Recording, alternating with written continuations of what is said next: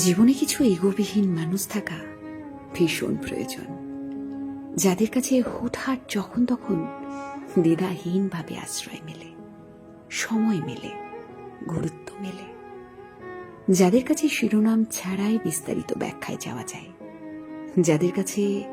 ভালো না লাগার কারণ হিসেবে কেন, এর মতন তীব্র অস্বস্তিকর প্রশ্নের উত্তর দেবার প্রয়োজন নেই,